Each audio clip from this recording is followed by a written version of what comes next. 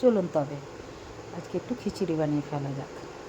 তার জন্যে নেব মুগ ডাল, গরম কড়াই একটু নেড়ে নেব।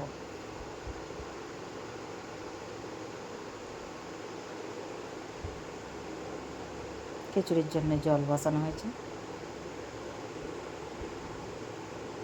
ডালটা আমার নাড়া হয়ে গেছে, পাশে জলটাও গরম হয়ে গেছে আমার।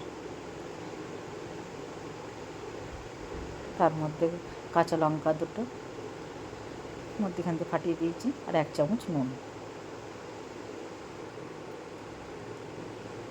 আর ভেজে রাখা ডালটাও দিয়ে দিলাম।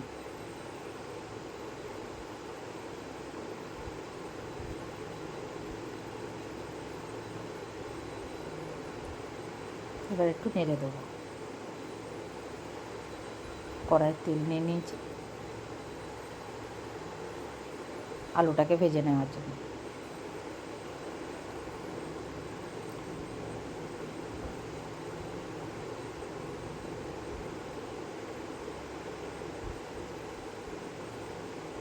আমি ভেবেছিলাম একটু তুলে নিই, তারপরে ভাবলাম না, একটু লাল করে ভাজি, চন্দ্রমুখী আলু তো, আর খিচুড়ি নামানো কিছুক্ষণ আগে দেবো, একটু লাল করে ভাজলে ভালো খেতে স্বাদ লাগে।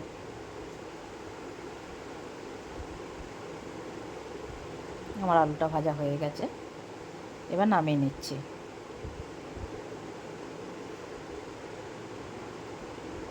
এবার ক্যাপসিকামটাও একটু ভেজে নেব, কিন্তু আলুর মতন আর লাল করে ভাজবো না, এটা হালকা একটু নেড়ে নেব।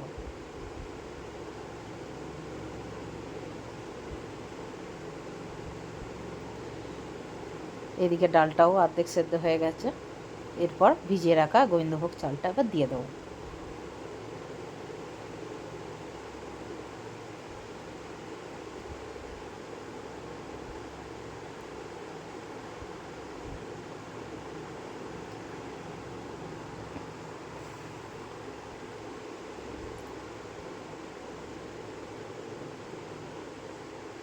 এবার চাল ডালটা একটু নেড়ে দেবো।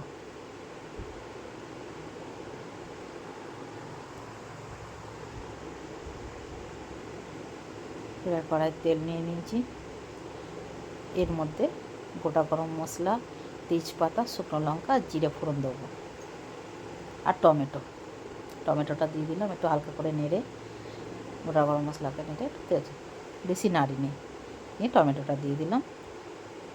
আর টমেটোটা একটু সেদ্ধ হওয়ার জন্যে একটু নুন দিয়েছি যাতে টমেটোটা একটু গলে যায়।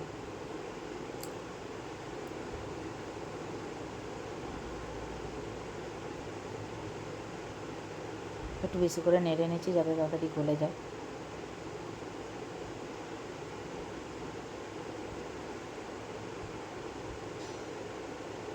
আমার টমেটোটা নাড়া হয়েই এসছে, এরপর জিরে, আদা আর কাঁচা লঙ্কা বাটাটা দিয়ে দেবো।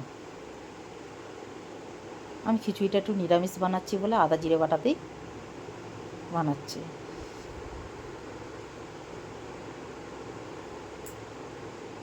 এরপর একটু শুকনো লঙ্কার গুঁড়ো দেবো, আর একটু হলুদ গুঁড়ো দেবো।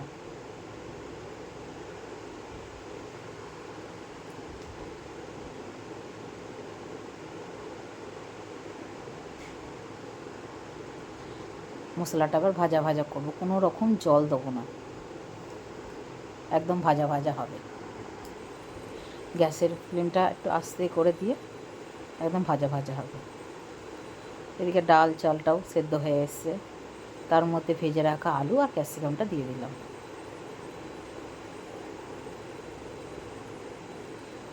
এরপর ভেজে রাখা মশলাটাও দিয়ে দেবো।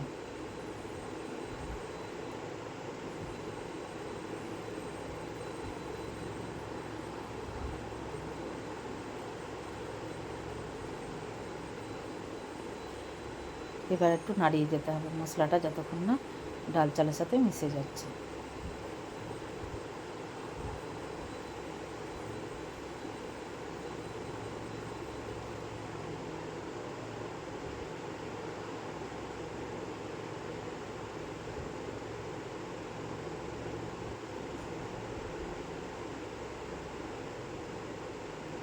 আর আপনারা কিছু মনে করলে যে এটার মধ্যে একটু জল লাগবে মনে হলে, তাহলে এই যে কড়াইয়ে যে নাড়া হয়েছে মশলার এটা, সেটাতে একটু জল গরম করে নিয়ে সেটা ধুয়েও, কড়াইটা ধুয়েও দিয়ে দিতে পারেন।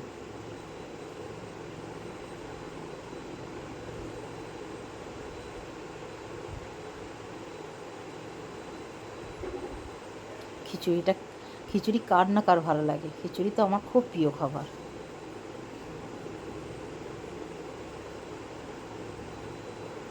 আমি তো খিচুড়ি পেলে আর কিছু জানি।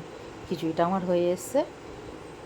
এরপর একটু গরম মশলা, একটু ঘি আর সামান্যটুকু একটু চিনি দিয়ে ঢাকা দিয়ে রাখবো। খাওয়ার সময় একটু নেড়ে দিলেই হবে। ঢাকা দিয়ে দিলে ঘি আর গরম মশলাটা তাহলে খুব ভালো গন্ধ হয়, এই জন্য দিয়ে ঢাকা দিয়ে দিই, নাড়ি।